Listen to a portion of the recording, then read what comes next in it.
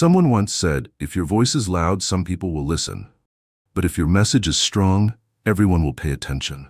Hi everyone, welcome Tat Channel, and today I have an inspiring story for you. Paul was born and raised in a small village called Green Valley, a place where lush green fields stretched as far as the eye could see, and life moved at a peaceful pace. But fate had not been kind to him. When he was just 5 years old, he lost both of his parents in an accident. Their passing left a void in his heart that nothing could ever fill. From a carefree child, Paul was forced to grow up far too soon, with no one else to rely on. He became the pillar of his family before he even understood the true weight of responsibility. He had to take care of his older sister Mary, who was soon to be married, and his younger brother, Michael, who still needed to attend school every day. Paul wasn't just a brother, he had to be a father and a mother to them every morning.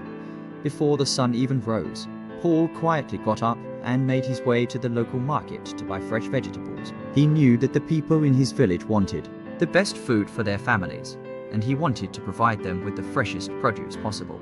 His shoulders were thin, but they carried the burden of an entire family. His hands were rough and calloused, yet his heart remained warm despite the hardships. Paul never complained or gave up. He worked tirelessly, not just to survive, but to uphold the values his parents had taught him: kindness, perseverance, and love for family. He believed that if his parents were still alive, they would be proud of him. And that belief gave him the strength to keep going every single day, no matter how tough life became. Despite the challenges Paul faced, his hard work and kindness didn't go unnoticed. In a village where everyone knew everyone else's business, Paul's reputation as the vegetable seller who always provided the freshest, most nutritious produce quickly spread. From the very first rays of dawn until the late hours of the evening, Paul dedicated himself to his work. He didn't just sell vegetables, he offered a piece of himself with every transaction. His friendly demeanor, his willingness to listen, and the genuine care he put into every sale made him a beloved figure in the village. People trusted Paul, not just because his vegetables were the best, but because of the warmth and honesty he showed to everyone, regardless of who they were. His small handcart filled with vibrant greens became a symbol of quality, and although there were 2 other vegetable sellers in the same market area, it was Paul who stood out. His vegetables were a little more expensive than the others, but no one minded. They knew that when they bought from Paul, they weren't just getting fresh vegetables, they were getting the assurance that what they were feeding their families was healthy, clean, and cared for. Paul's success wasn't just about making money, it was about building trust. He didn't take shortcuts or sell anything less than perfect, and the villagers recognized that. They knew Paul wasn't just there to earn a living. He was there to make sure they had the best food possible. It was a quiet sort of success, the kind that came from doing things the right way, day after day.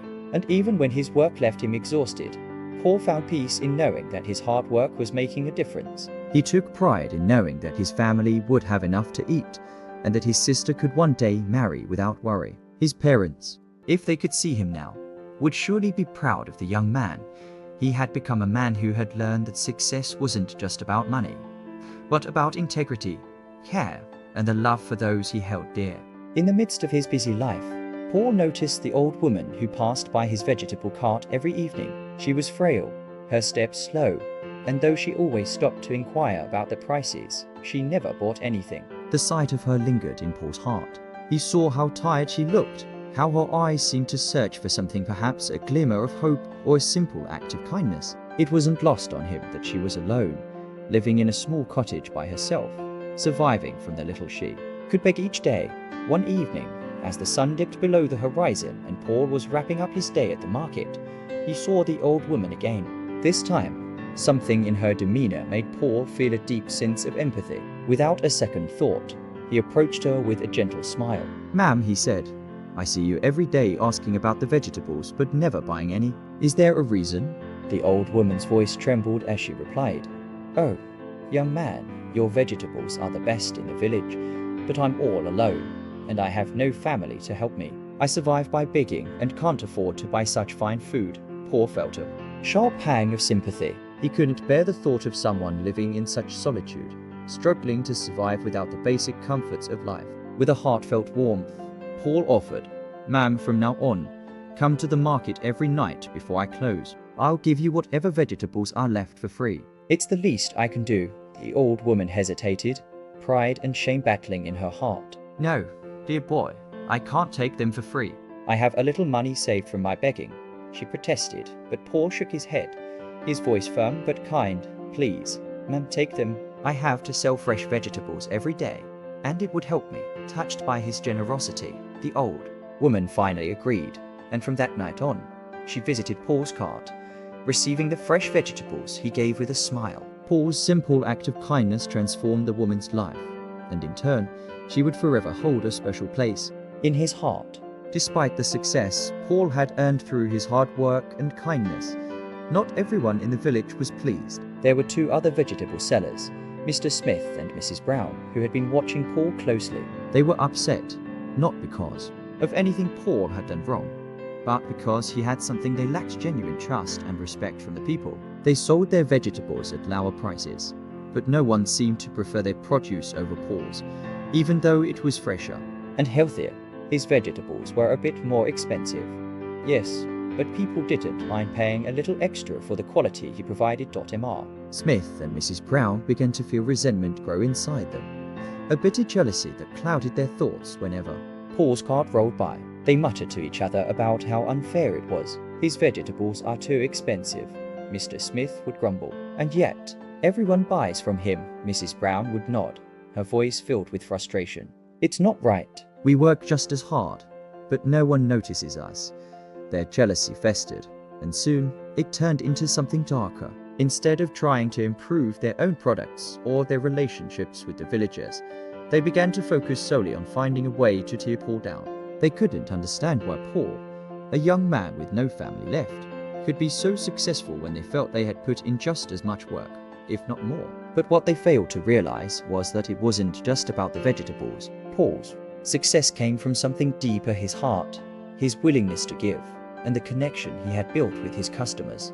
But Mr. Smith and Mrs. Brown could not see it. The more they watched Paul, the more envious they became. And soon, the bitterness inside them grew so strong that it led them to hatch a plan, one that would not only target Paul's livelihood, but his very sense of peace and security. In their minds, bringing him down was the only way they could lift themselves up. One evening, after a long day at the market, Paul was packing up his cart, feeling a sense of accomplishment. The sky had already turned dark, and the village was quiet, with most people heading home after a long day's work. But as Paul made his way down a deserted road, he noticed a shadow creeping behind him. Before he could react, Mr. Smith and Mrs. Brown jumped out from the darkness, their faces twisted in anger and resentment. So Paul, Mr. Smith sneered, his voice dripping with spite. You think you're better than us, don't you? selling your expensive vegetables and giving them away to beggars? Mrs. Brown joined in, her words sharp as knives. You've gotten too big for your boots, Paul. It's time someone teaches you a lesson. The air grew thick with tension, and Paul's heart raced. He had heard the rumors of their jealousy, but he never imagined it would escalate like this.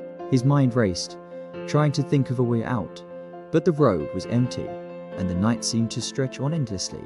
Fear gripped him, but he tried to remain calm. What do you want from me? He asked, his voice trembling slightly. Mr. Smith's eyes gleamed with malice. We want you to leave the village. We don't want any competition like you around here. The words felt like a punch to the gut. Paul looked around, hoping someone might come to his aid, but the village was eerily quiet. It felt like there was no escape. Just when Paul thought he might be trapped, a voice shattered the tension. Help! Somebody help! The old woman's voice rang through the night, her cries full of desperation. She had been walking by and had seen everything unfold. Startled by her sudden appearance, Mr. Smith and Mrs. Brown froze. They exchanged a fearful glance and, realizing they had been seen, quickly turned and fled into the night. Paul stood there, shaken but relieved, as the old woman rushed to his side, her face full of concern.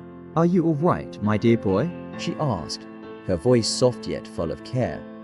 Paul could hardly believe what had just happened. He had been saved, not by a strong man or a brave warrior, but by the very woman he had been kind to. Thank you, ma'am, Paul whispered, his voice choked with emotion. You saved my life. The old woman simply smiled, her eyes twinkling.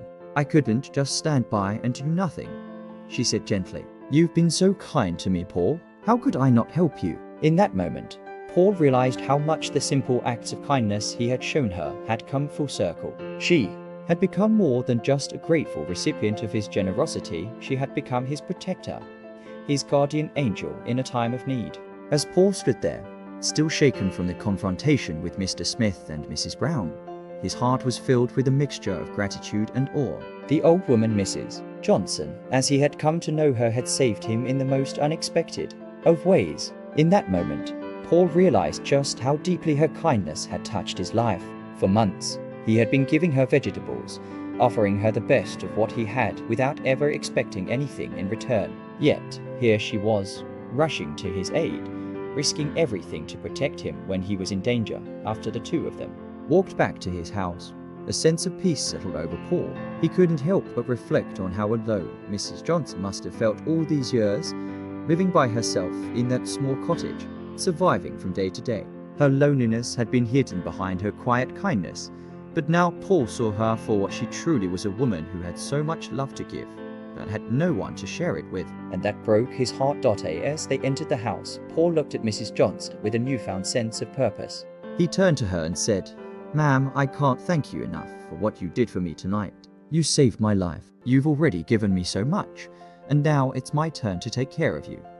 Mrs. Johnson, touched by his words, shook her head gently. "Oh, Paul, you've done so much already." I couldn't ask for more, but Paul insisted. "You are not a burden, ma'am. You've become like family to me. My sister and brother could use someone like you around. Please, come live with us." Mrs. Johnson's eyes filled with surprise and warmth. She had never imagined that someone would invite her into their family after all these years of solitude. "Are you sure?" she asked, her voice trembling with emotion. Paul nodded, his heart full.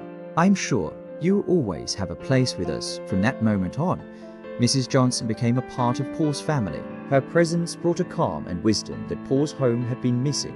It was a gift that neither Paul nor his siblings could have ever expected, but it was a gift that, in the end, made their lives richer than they could have imagined.